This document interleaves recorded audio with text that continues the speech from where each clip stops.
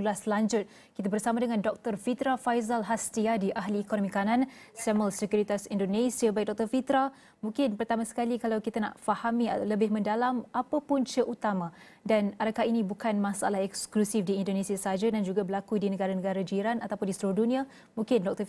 Fitra boleh jelaskan. Ya Nabila, jadi ada beberapa penyebab. Ya. Penyebab pertama adalah tantangan dari global demand. Global demand, sebagaimana yang sudah kita ketahui, beberapa tahun terakhir memang kecenderungannya tertekan ya, dengan pengetatan moneter dari Amerika Serikat dengan The Fed yang beberapa kali menaikkan suku bunganya mulai dari tahun 2022, itu membuat permintaan global itu mengkerut. Dan sampai sekarang masih ada imbasnya, meskipun kemarin The Fed sudah menurunkan suku bunganya. Sampai di awal tahun ini juga proyeksi pertumbuhan ekonomi dunia juga masih dalam keadaan yang tertekan ya. Bahkan World Bank mulai kemudian merevisi ke bawah pertumbuhan ekonominya dari sebelumnya 3% untuk pertumbuhan ekonomi dunia menjadi 2,7%. Dan itu sedikit banyak mempengaruhi beberapa aktivitas industri di dalam negeri di Indonesia. Seperti misalnya ada satu Danbi Internasional yang biasanya memproduksi bulu mata palsu, itu terpaksa harus menutup produksinya, menutup usahanya karena memang tantangan global demand tersebut. Nah, yang kedua, kita juga melihat bahwa ada tantangan di dalam negeri. Tantangan di dalam negeri adalah dari sisi tekanan produksi ya. Bagaimana dalam beberapa tahun terakhir industri itu kontribusinya terhadap GDP terus menurun gitu kan. Nah, khusus di tahun 2024 ada tekanan yang cukup signifikan yang berasal dari volatilitas nilai tukar rupiah terhadap US dollar. Kita melihat sempat mencatat di Indonesia ada beberapa periode kontraksi industri yang ditandai oleh adanya kontraksi di PMI in manufacturing, sempat 5 bulan berturut-turut di tengah tahun lalu, itu yang berasal salah satunya dari sisi tekanan ongkos produksi. Nah, ongkos produksinya satu berasal dari tekanan nilai tukar, yang kedua adalah berasal dari sisi ketenaga kerjaan. Nah, kenapa di awal tahun ramai perusahaan-perusahaan itu tutup, pilot, bankrupt? Karena salah satunya adalah ya mereka tidak mampu lagi untuk meng-endure tahun ini ya untuk beroperasi ya, sehingga diputuskanlah awal tahun untuk kemudian mereka menutup operasinya ya tanpa memperpanjang kemungkinan produksinya di tahun ini. Apalagi sepertinya ya hipotesis saya adalah mereka juga ingin menghindari kewajiban untuk membayar tunjangan hari raya yang akan jatuh di bulan Maret dan April ya. Ini yang kemudian kenapa mereka cut loss di awal tahun ini. Awal tahun 2025. Jadi dari 60.000 pekerja yang di PHK, itu 10.000 berasal salah satunya dari perusahaan tekstil terbesar di Indonesia, yaitu Sritex. Nah, Sritex ini juga sudah mengalami pilot atau bankrupt karena sudah di-file oleh beberapa kreditur ya, jadi para pemberi utang itu sudah kemudian memberikan tuntutan kepada Sritex karena Sritex ini industri tekstil di Indonesia ini tidak mampu untuk membayar utangnya. Nah, permasalahannya kenapa ya, terutama dari sisi industri tekstil, kenapa di Indonesia selalu dalam tekanan?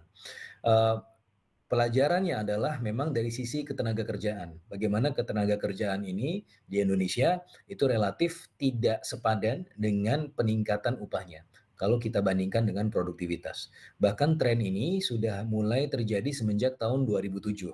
Dilihat dari sisi datanya. Bagaimana pertumbuhan dari produktivitas stagnan, sementara upahnya itu pertumbuhannya jauh melampaui pertumbuhan dari produktivitas dari labor. Sehingga pada akhirnya ini mengakibatkan tekanan pada industri dan mereka menjadi tidak kompetitif ya di luar negeri. Yang kedua adalah dari sisi kebijakan industri yang ini juga harus diperhatikan.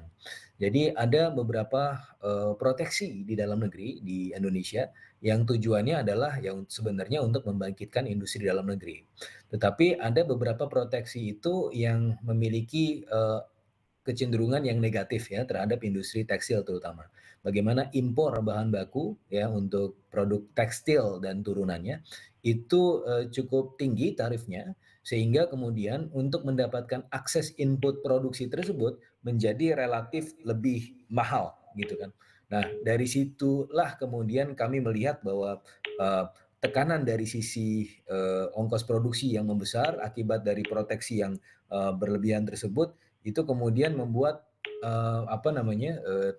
harganya menjadi tidak kompetitif secara relatif. Nah, itu yang kemudian membuat perusahaan-perusahaan ini terpaksa harus tutup, begitu, Nabila.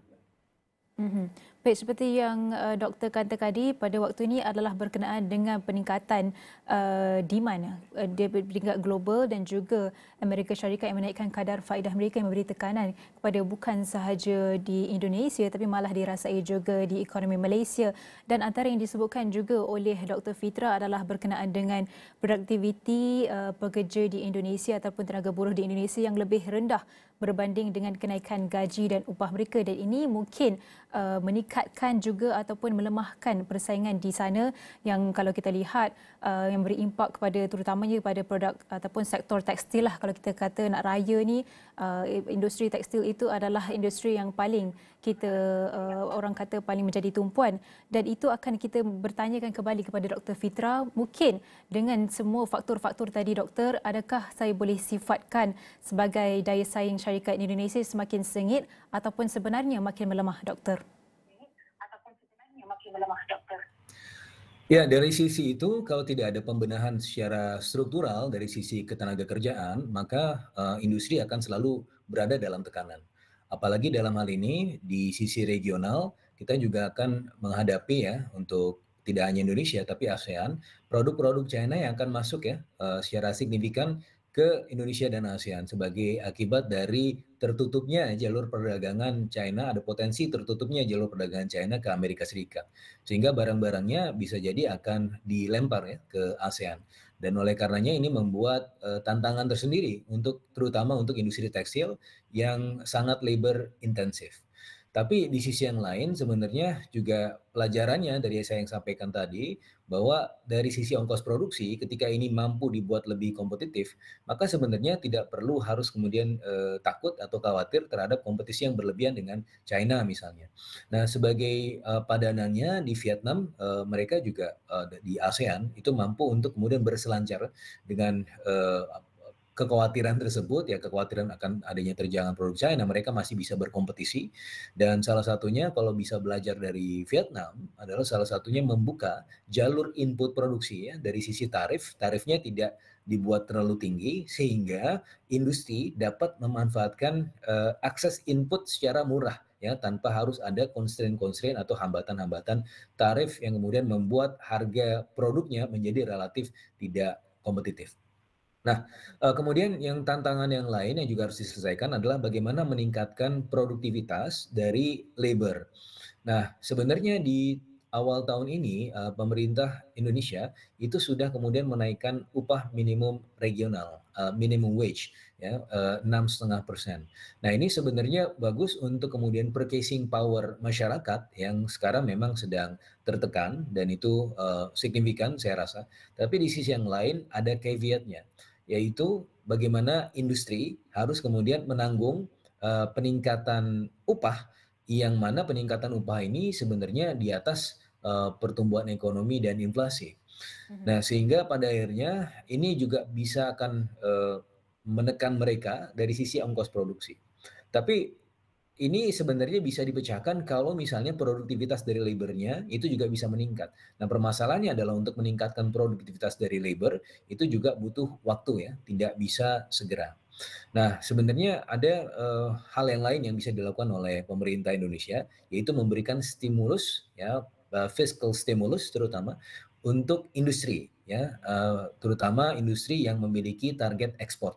Sehingga kemudian mereka memiliki semacam keleluasan, ada cushion dari dalam negeri sehingga kemudian mereka bisa bisa berproduksi menjadi lebih cost efficient karena sebagian dari ongkosnya bisa ditanggung oleh pemerintah. Nah, ini beberapa hal yang mungkin bisa menjadi solusi di jangka pendek sembari memenuhi target peningkatan produktivitas tenaga kerja ya di jangka menengah dan panjang.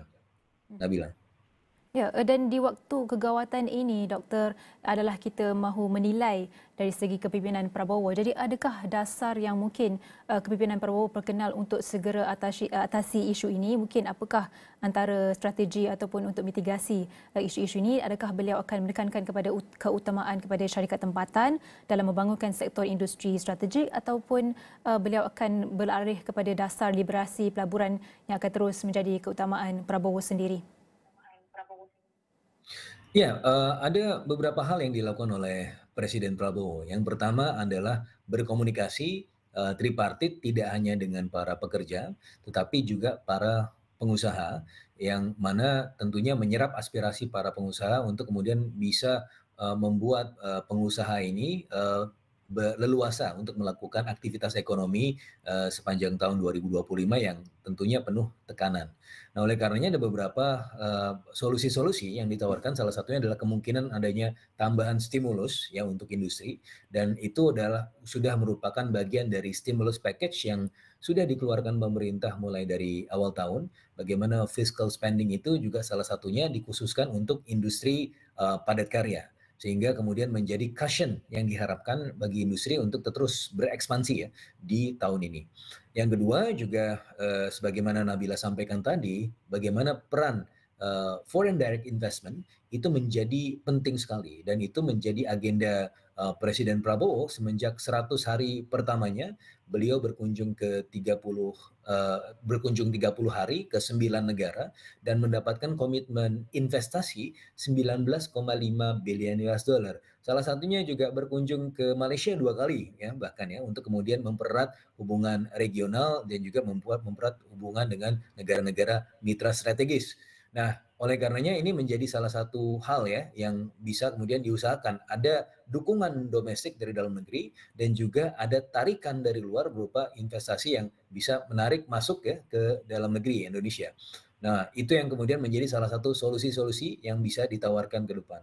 Nah, untuk solusi di jangka pendek, terutama dari sisi ketenagakerjaan, yang banyak mengalami layoff di awal tahun ini, sebagaimana juga tercermin di data income tax ya, individual income tax PPh 21 yang sudah dikeluarkan datanya itu memang menunjukkan semacam penurunan.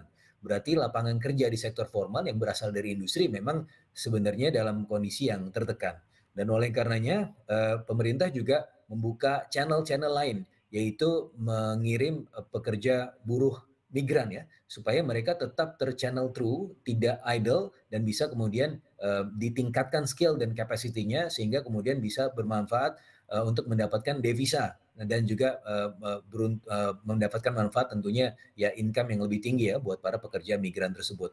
Dan yang sudah dilakukan adalah salah satunya membuka moratorium ke Saudi Arabia ya untuk mengirimkan pekerja migrant workers kita. Dan itu adalah salah satu solusi sebenarnya yang sifatnya di jangka pendek. Tapi untuk jangka menengah panjang yang tadi saya sampaikan adalah di jangka menengahnya ada fasilitasi atau stimulus untuk industri padat karya.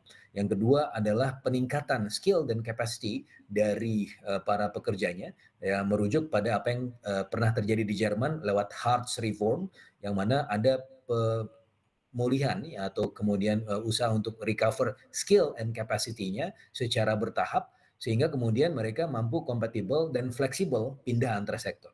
Seperti misalnya ketika industri tekstil sekarang sedang tertekan, tapi sebenarnya ada beberapa industri yang lain yang sedang masuk ke Indonesia. Salah satunya industri EV. Tetapi mereka kan tidak mudah untuk pindah antar sektor. Butuh fleksibilitas ya dari sisi labor.